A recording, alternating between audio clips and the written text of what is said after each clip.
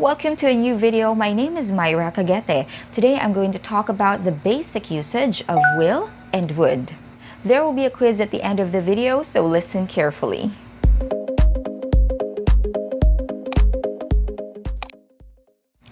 Ang will at would ay mga halimbawa ng modal auxiliary verbs or simply modal verbs.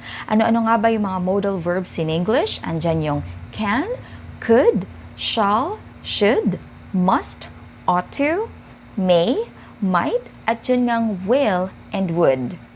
Ang mga modal auxiliary verbs or simply modal verbs ay ginagamit lamang na pantulong dun sa ating main verb sa ating sentences para i-express or ipahayag yung kakayahan, posibilidad, o kaya intensyon. So, modal auxiliary verbs combine with other verbs to express necessity, possibility, intention, or ability. So, kung napapansin ninyo, nag-iiba yung ibig sabihin ng sentence depende doon sa modal auxiliary verb na gagamitin ninyo. For example, sa isang sentence, ginamit ninyo yung will, tapos sa isa namang sentence, ginamit ninyo yung can, then of course, magiging magkaiba na ang ibig sabihin ng dalawang sentences na yan. By the way, nakagawa na ako ng ibang videos about modal verbs.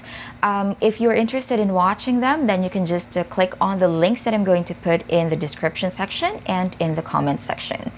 Now, let's talk about will and would. Mag-umpisa muna ako dun sa basic usage nila. Pagkatapos, i-explain ko naman yung differences ng dalawang modal verbs na yan. Let's start with will. Will is used for talking about voluntary actions that happen in the future or for talking about things that we are willing to do in the future. Kaya nga will, di ba? We are willing to do this and we are willing to do this in the future. Ito nga yung pinaka-basic usage ng will, di ba? Automatically, pag nakarinig ka ng will, ibig sabihin, pinag-uusapan natin yung future. So we're talking about future actions.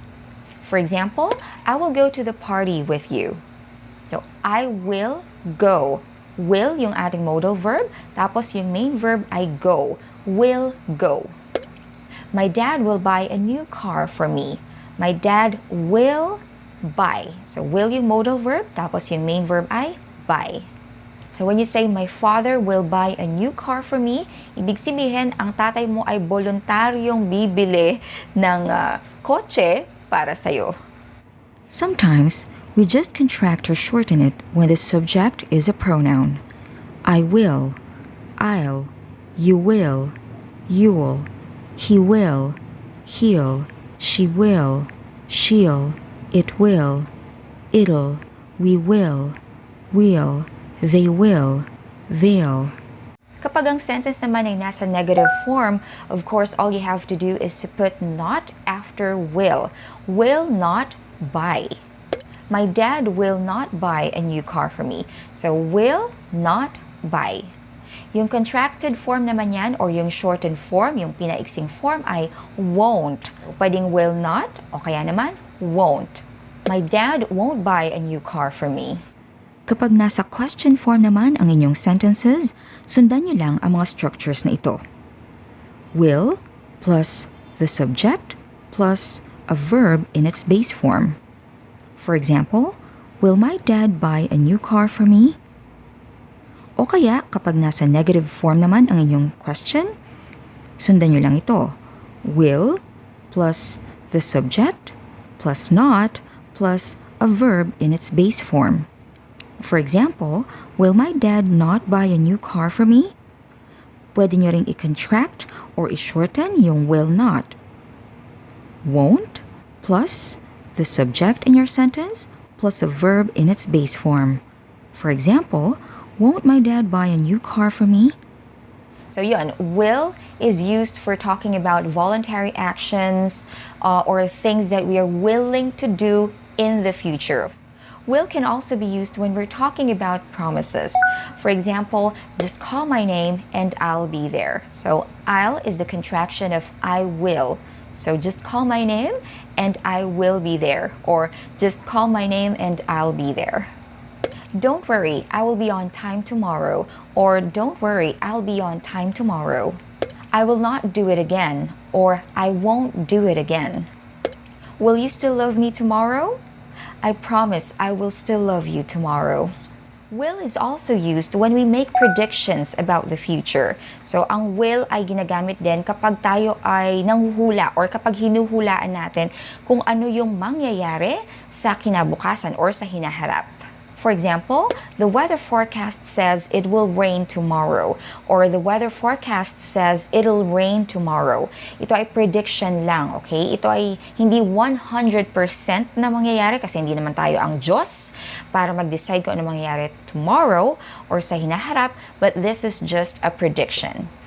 Another example, Rob will probably get a salary increase after this big success. Will, tapos pwede nyong isingit yung word na probably because that's used for talking about uncertainty. Tapos, get. So, will get. Rob will probably get a salary increase after this big success. So, it's just a prediction. Yan yung mga karaniwang paggamit ng will. Of course, you use will for talking about voluntary actions that happen in the future or yung mga bagay na gusto nating gawin sa future. O kaya naman when we talk about promises na of course ay gagawin sa kinabukasan or sa hinaharap. At yun namang predictions. Now, let's talk about would. Would is the past form of will. So we use would to talk about things that people voluntarily wanted to do in the past, or for talking about things that people were willing to do in the past. For example, I heard that my dad would buy a new car for me. So I heard in the past, narinig ko na yung tatay ko ay bibili ng kotse para sa akin. So I heard that my dad would buy a new car for me. Would, tapos buy. Sometimes we just contract or shorten it when the subject is a pronoun. I would, I'd, you would, you'd, he would, he'd, she would, she'd, it would, it'd, we would, we'd, they would, they'd. Kapag ang sentence nyo naman ay nasa negative form, then all you have to do is to put not after would. So you say, my father would not buy. Or you can contract would not, and then you can say wouldn't. My father wouldn't buy. I heard that my dad would not buy a new car for me. Or I heard that my dad wouldn't buy a new car for me. Kapag gagamitin mo naman ang would sa questions, sundan lamang ang structures na ito. Would plus the subject plus a verb in its base form. Example, would you buy a new car for me? Kapag nasa negative structure naman ang iyong question, would plus the subject plus not plus a verb in its base form. Example, would you not buy a new car for me? Or, wouldn't plus the subject plus a verb in its base form. Wouldn't you buy a new car for me? Of course, we can also use would for predictions, but here we're talking about predictions in the past. For example, I knew you would do that. O kaya naman, I knew you would not agree with me. Or, I knew you wouldn't agree with me. At syempre, pwede rin natin gamitin ang would for talking about promises. But we're talking about past promises here. For example, he promised that he would always be there. So, would, tapos, be. He promised that he would be there. We also often use would when we talk about reported speech. I'm not sure kung lahat ba kayo ay napag-aralan na yung reported speech before, but when we report a past conversation or a past statement, we use would. So kapag ipinapahayag natin, kapag sinasabi natin kung ano yung sinabi ng ibang tao or kung ano yung sinabi natin in the past, we use would. Halimbawa, chismosa ka. Okay, chismosa ka, kunwari lang, okay? Tapos, nakikinig ka sa usapan ng mga kapitbahay mo na mag-asawa. Okay, let's say pinag-uusapan nila yung darating na birthday ng anak nilang lalaki. So, narinig mo yung usapan nila or nakikinig ka talaga sa usapan nila. Ngayon, ang sabi ng babaeng asawa, I will buy a lechon for our son's birthday. So, yun yung exact statement ng asawang babae. I will buy a lechon for our son's birthday. Will buy. Ngayon, yung statement na yon ay i-report mo or sasabihin mo sa isa pang kumari mo na marites din. So, ang sasabihin mo, she said, sa past yun, okay? She said she would buy a lechon for their son's birthday. So, she would buy. Kasi nga, yun yung reported speech. So, nireport mo na kung ano yung sinabi ng kapitbahay mong babae na bibili ng lechon. Okay?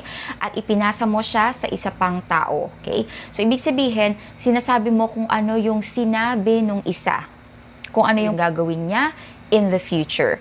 Pero, narinig mo siya in the past. So, kapag i-report mo na siya, at sa usapan ninyo ngayon, ang sasabihin mo, she said she would buy a lechon for their son's birthday. Pay attention dun sa unang verb na ginamit ko sa sentence, okay? She said. So, it's in the past. At syempre, dun sa pangalawang verb na gagamitin ninyo, kailangan nasa past form din. So, she said that she would buy a lechon for their son's birthday. That's an example of a reported speech. Sinasabi mo kung ano yung sinabi ng ibang tao. And in this case, yung sinabi niya ay kung ano yung mangyayari in the future. At dun sa reported speech mo, ang gagamitin mo instead of will ay would. We also use would for repeated actions in the past. So, ginagamit natin yung would kapag ang sinasabi natin ay yung mga bagay na paulit-ulit nating ginagawa dati. For example, when I was a kid, I would always play 10-20 with my cousins. Hindi ko alam kung familiar kayo sa 10-20. Okay, 10-20, 30, 40. But I'm sure if you're a batang 90s, alam ko na familiar ka dyan. So siguro yung mga kabataan ngayon na hindi na alam ang 10-20. But anyway, when I was a kid, I would always play 10-20 with my cousins. Would, tapos yung main verb ay play. Kasi yan yung paulit-ulit kong ginawa when I was a kid. Another example, when my father was still alive, he would always listen to classic love songs every Sunday. So, when my father was still alive, ito yung paulit-ulit niyang ginagawa every Sunday. He would always listen to classic love songs every Sunday. So, ito ay habitual action. Nakalimutan ko na kung anong radio station yun. Basta every Sunday, nagpapatugtog sila ng mga classic love songs. Alam mo yung mga Boulevard, Love Story, ano pa ba, Put Your Head on My Shoulder, yung mga ganyan. Naalala ko tuloy tatay ko. Will and would for making requests. Both will and would can be used when we make requests in English. So kapag tayo ay humihingi ng pabor o kaya yun nga, nagre-request tayo sa ibang tao, we can use will o kaya naman would. For example, will you send the form to me please? Or would you send the form to me please? Parehong pwedeng gamitin yung will at would when you make requests in English. Ngayon, ano yung pagkakaiba nilang dalawa? Simple lang, ang would ay more polite and less direct compared to will. This is when we make requests, okay? Mas magalang o kaya hindi masyadong direct yung tunog kapag ginamit mo yung would compared sa will. I suggest that when you're talking to a boss, for example, or to a superior, just use would because it's more polite and less direct. Let me just recap what I've just discussed. Ito ay ang mga karaniwang paggamit ng will at would. Will can be used when we talk about voluntary actions in the future.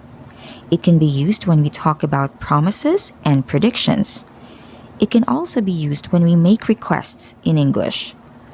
Ang would naman ay ang past form ng will. It can be used when we talk about voluntary actions in the past. It can be used when we talk about promises or predictions in the past. Would could be used in reported speech or when we talk about repeated actions in the past. Of course, we can also use it when we make requests in English, and it's more polite compared to will. Now let's start the quiz. Number 1. My high school teacher thought I achieve anything in life. Will not or would not?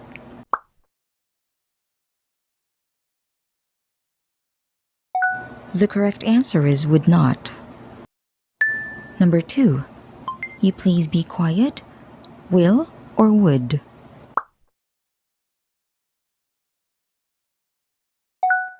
Both will and would could be used, but would is a little bit more polite than will. Number 3. Nobody knew that one day he be rich. Will or would?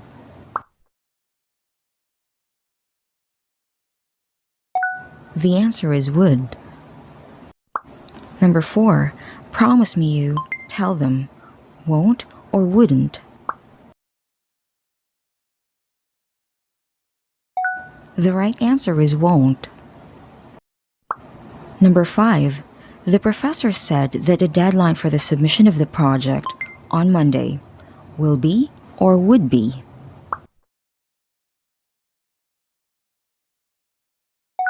The answer is would be.